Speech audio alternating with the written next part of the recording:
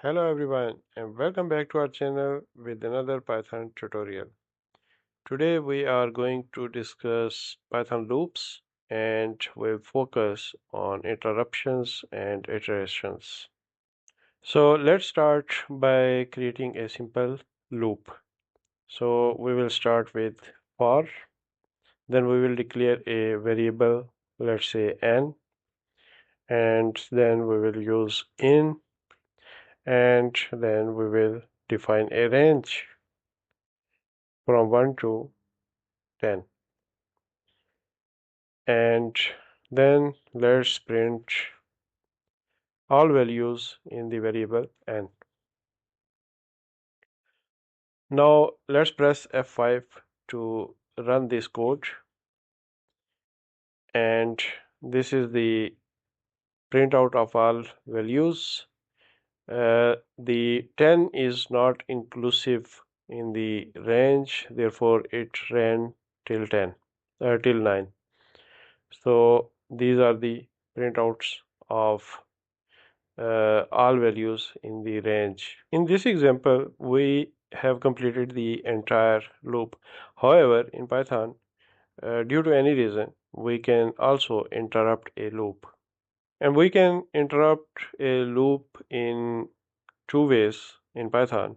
Either we can completely skip all steps and exit the loop, or we can skip few steps based on a certain condition. So to exit the loop entirely, we can use break. So for example, if n equals 5, let's use break to exit the loop entirely.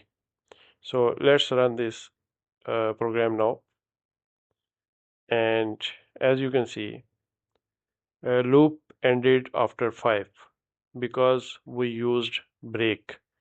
So whenever this condition met, the loop ended.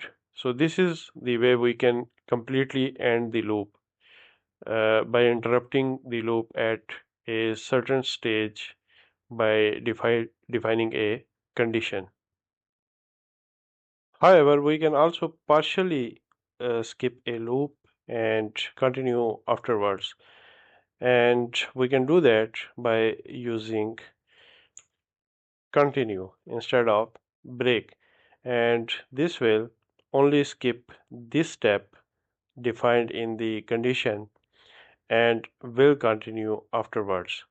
So let's remove this print from here and put it here.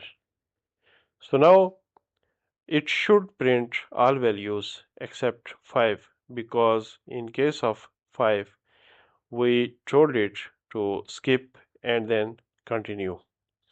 So let's run this program and see what happens.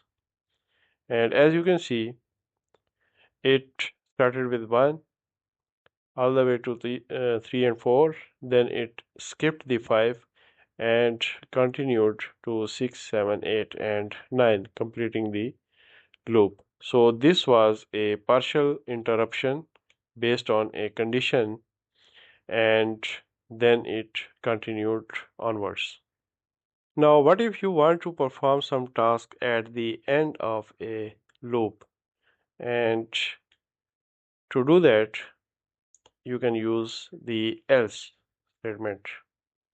And the else happens at the end of the loop when the loop is completed. So let's print loop completed, and this happens only when the loop completes successfully. Let's run this program, and as you can see, it says loop completed. But what if we use break here?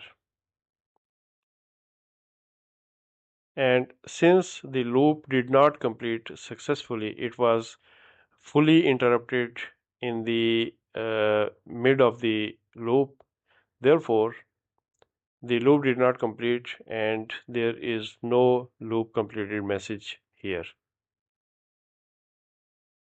So you can use break, continue, and else with loop to achieve interruptions and to perform task at the end of the loop when the loop is completed. So this is the for loop. Let's try the same with a while loop. So I is equal to 1 while I is less than 10, print I, and I plus 1. So this is a simple loop and it does the same that our for loop did. Let's run this program, and as you can see, it also generates a range of numbers from 1 to 9. So let's use a condition. If I equals 5, then break. So in case of for loop, we observed that the break entirely exits the loop when this condition is met. So let's run this program and see what happens. And as you can see, same happens here. Break exits the loop when this condition is met.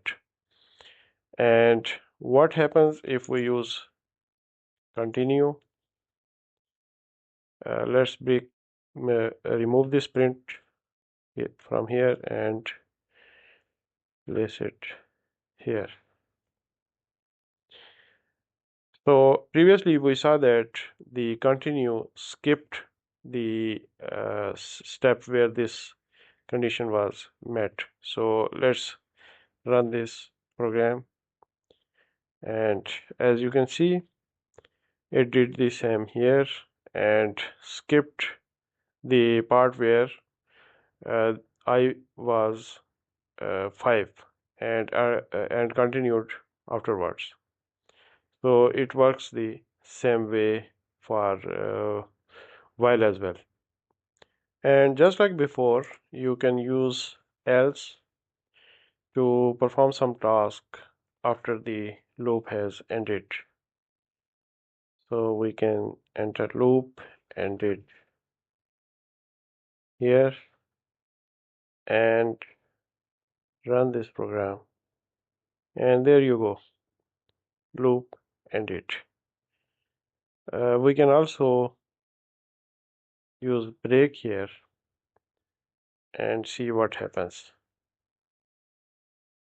And just like before, there is no loop ended message because loop was actually interrupted and did not end successfully.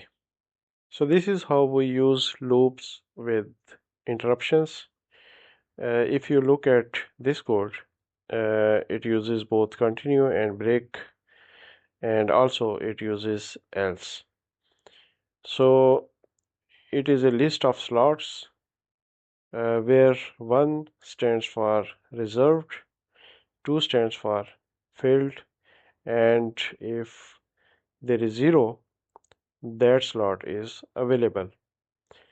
And if a slot is filled, it skips that slot, and if a slot is available, it lists that slot as available and ends the search by using break. And if current slot is neither filled nor available, it prints its status.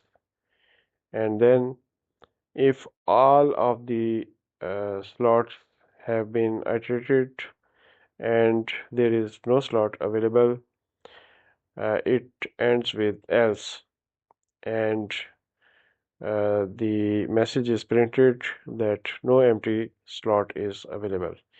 So let's run this code and as you can see, it ended with slot available ending search. So it was here. So if all of these slots are either filled or they are reserved, let's see what happens. So no empty slot available. So there is no empty slot here.